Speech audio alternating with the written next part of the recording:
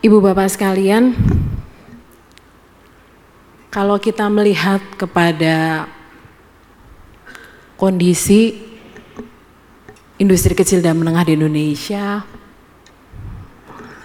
bila kita melihat dari jumlah unit usaha industri, Bapak Ibu, pelaku industri kecil dan menengah ini mendominasi, yaitu di sekitar 99,79%. Sementara untuk pelaku industri besar ini 0,21%. Begitu pula juga bila dilihat dari jumlah tenaga kerja, pelaku industri kecil dan menengah ini menyerap tenaga kerja sekitar 15 juta, sementara untuk industri besar ini 10 juta. Nah, ini kalau melihat angka dari jumlah unit usaha industri dan tenaga kerja ini potensial sekali ya, industri kecil dan menengah ini peranannya dalam perekonomian Indonesia. Tapi bila kita melihat kontribusi dari nilai output terhadap industri non migas, industri besar ini kontribusinya walaupun secara jumlah, siap. Bila kita melihat secara jumlah kan besar ya Bapak Ibu, tenaga kerja juga serapannya besar. Tapi itu tidak dibarengi dengan kontribusi nilai output. Di sini kita melihat untuk kontribusi nilai output ini masih kecil gitu. Jadi untuk industri besar yang jumlahnya hanya 9.500 atau sekitar 0,21%, tapi kontribusi outputnya ini 78,99%. Nah, ini masih menjadi tantangan sendiri bagaimana industri kecil dan menengah yang jumlahnya besar ini mampu memberikan kontribusi output yang kira-kira seimbang dengan pelaku usaha industri besar. Next.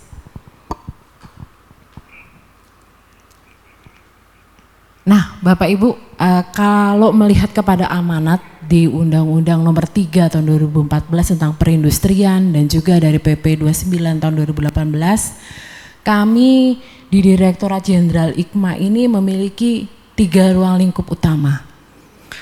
Yang pertama ini terkait dengan perumusan kebijakan, kemudian juga pemberian fasilitas dan juga penguatan kelembagaan.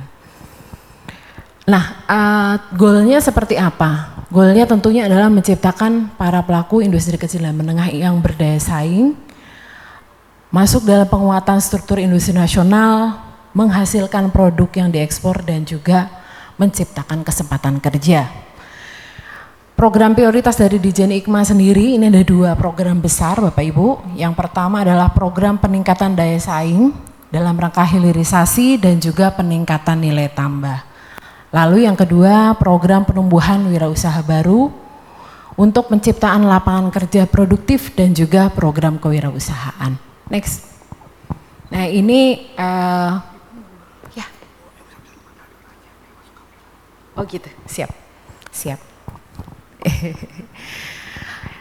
Lalu objek pembinaannya dilakukan baik secara komunal maupun individual gitu. Jadi komunal itu kita ada namanya sentra IKM. Tadi kalau melihat paparannya Pak Laude kan juga ada sentra ya Pak ya. Nah, itu nomenklatur pembinaan kami juga ada juga yang komunal dalam bentuk sentra IKM. Jadi pelaku industri kecil dan menengah ini dalam kelompok gitu Pak.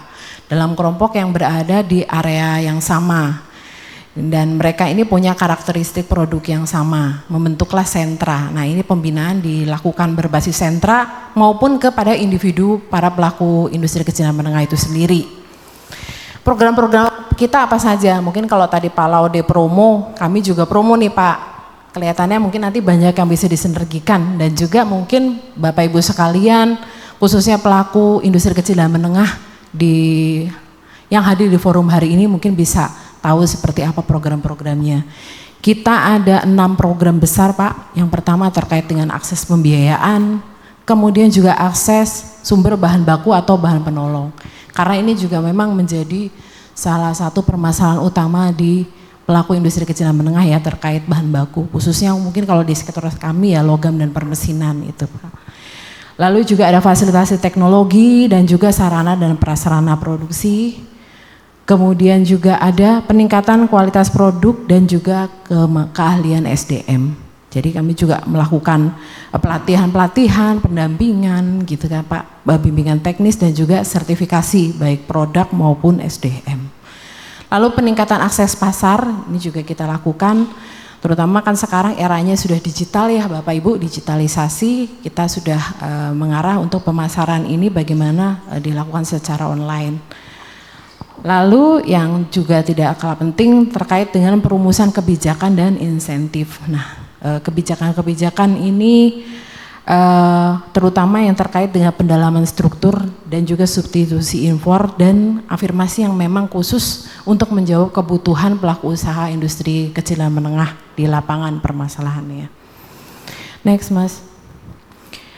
Nah, dalam melakukan program kemitraan, program peningkatan daya saing, sama seperti Pak Laude lagi, kalau kita sendiri itu rasanya kok nggak mampu ya Pak, gitu. Banyak yang harus dikerjakan dan juga sepi kalau tadi mengutip istilahnya Pak Laude gitu.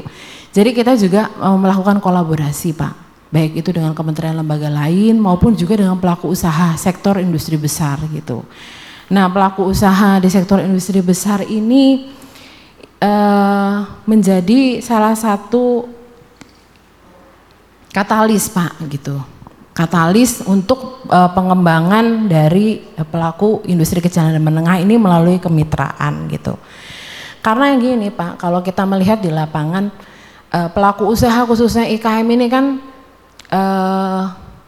banyak memang yang mindsetnya itu Pak yang memang menjadi apa ya, menjadi salah satu tantangan untuk merubah mindset mereka untuk bisa maju dan lebih baik lagi gitu.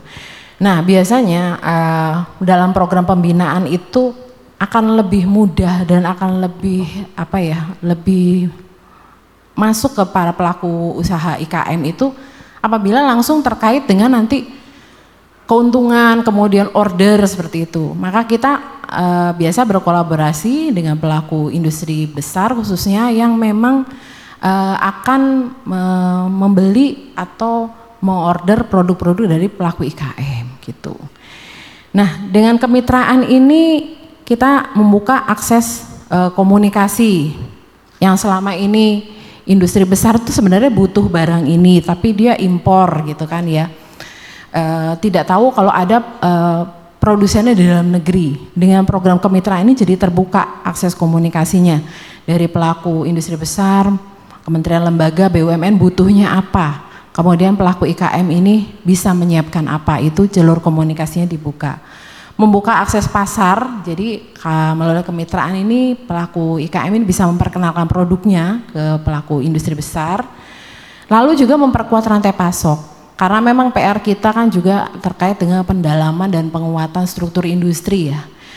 Pendalaman dan penguatan struktur industri ini juga perlu untuk melakukan penguatan rantai pasok, mengurangi ketergantungan terhadap produk-produk impor gitu. Jadi bagaimana memberdayakan pelaku industri di dalam negeri untuk bisa mensuplai pelaku industri lain gitu dalam penguatan rantai pasok. Lalu juga melalui program kemitraan ini kita biasanya memperoleh feedback. Kekurangannya teman-teman IKM ini apa sih? Masukan untuk pembinaan, sebagai masukan untuk pembinaan ke depan. Next Mas. Nah ini contoh-contoh best practice mungkin ya, program peningkatan daya saing berbasis kemitraan yang selama ini kami lakukan dengan IKEA di Teras Indonesia, itu memfasilitasi promosi untuk 83 pelaku IKM di 7 toko IKEA gitu ya Bapak Ibu. Nah ini ada yang dari IKEA nggak di sini Pak Bram? Enggak ya. Lalu juga ada beberapa kemitraan IKM logam dalam rangka pengelolaan lingkungan, kemudian juga kemitraan dengan penyedia teknologi dalam rangka transformasi digital, kemudian juga industri perkakas tangan dengan produsen bahan baku, ini juga kemitraan terkait bahan baku tadi ya kita juga laksanakan. Lalu juga temu bisnis dengan pelaku industri besar sehingga pada akhirnya pelaku IKM ini bisa mensuplai kebutuhan dari industri besar termasuk juga di sektor otomotif. Next Mas. Nah kalau CSR sendiri seperti apa sih gitu? Selama ini memang untuk best practice kita ada 2 Bapak Ibu, dari YDBA, mungkin udah sering ya Bapak Ibu sekalian mendengar program dari YDBA ini, khususnya untuk kami yang di sektor logam dan permesinan. Kemudian juga Arwana Citra Mulia. Nah, ini dari dua entitas ini selama ini dalam menjalankan program CSR-nya kepada pelaku IKM ini melakukan kolaborasi dengan kami. Kalau dari YDBA sendiri ini sebanyak 249 IKM dan juga 197 bengkel nih Pak, yang terlibat dalam ekosistem daripada YDBA ini yang bisa berkontribusi dan masuk di supply chain Astra gitu melalui program CSR dari YDBA. Kemudian juga ada dari PT Arwana Citra Mulia, ini produsen keramik Pak Laude. Ini mungkin bisa digandeng juga nih sama Pak Laude nih. Tadi banyak pembangunan tuh ya Pak Laude. Jadi mereka penyediaan 10.000 meter persegi keramik untuk ruang produksi pengolahan pangan di sentra IKM Pangan gitu Pak. Karena kan ya sentra tahu tempe dan sentra pangan-pangan lainnya ini kan punya persyaratan ya Pak ya, kalau makanan itu ruang produksinya seperti apa gitu.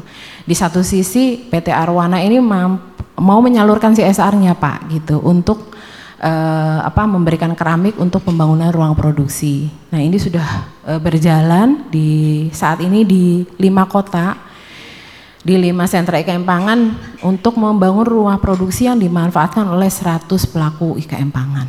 Jadi ini Pak, kalau yang selama ini memang model-model yang sudah berjalan, dan pada kesempatan ini juga ada Bapak Ibu sekalian yang sudah menyalurkan CSR atau ada rencana mungkin terkait penyaluran CSR, ini bisa kita kolaborasikan Pak, Bu ya. Mungkin nanti kita perlu duduk bareng program Bapak Ibu seperti apa, kemudian nanti kita bisa sinergikan dengan program-program kami di Kementerian Perindustrian. Next.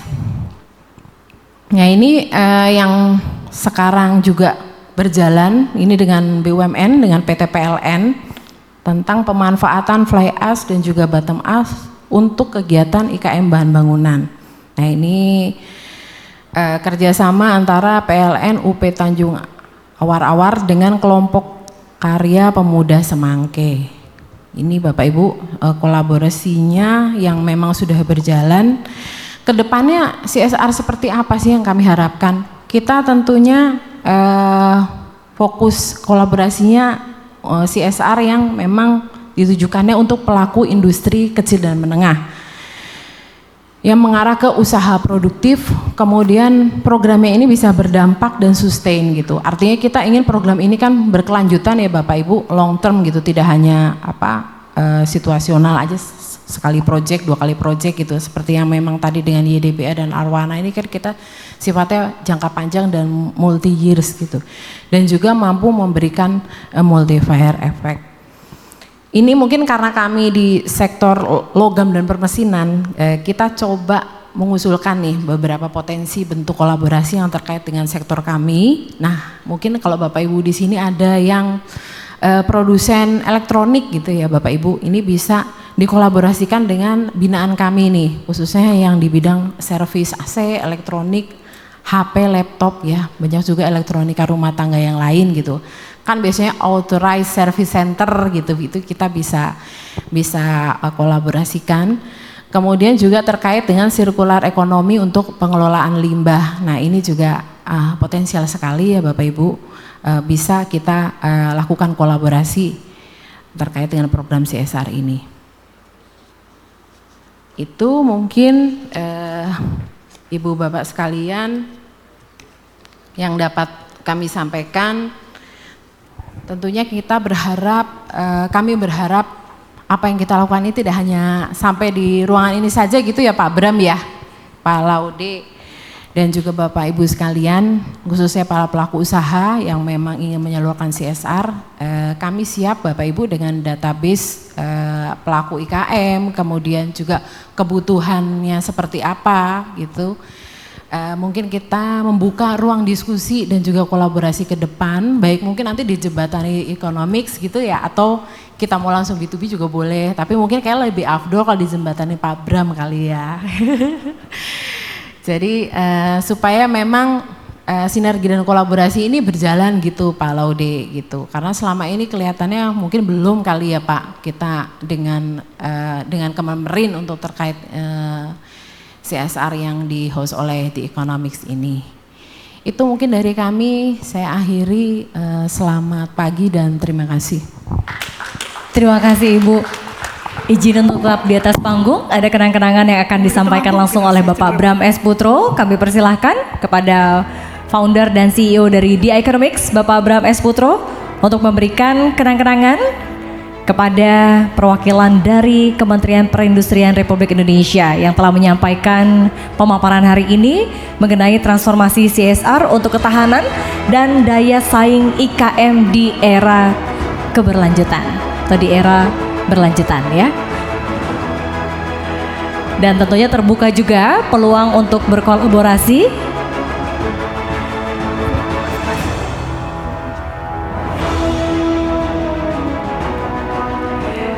Boleh berikan tepuk tangan yang meriah untuk Ibu Niwayan Yuni Widayanti selaku Ketua Tim Kerja Penumbuhan dan Pengembangan IKM Logam dan Mesin Direktorat Jenderal Industri Kecil, Menengah dan Aneka Kementerian Perindustrian Republik Indonesia. Terima kasih sekali lagi atas insight yang telah disampaikan.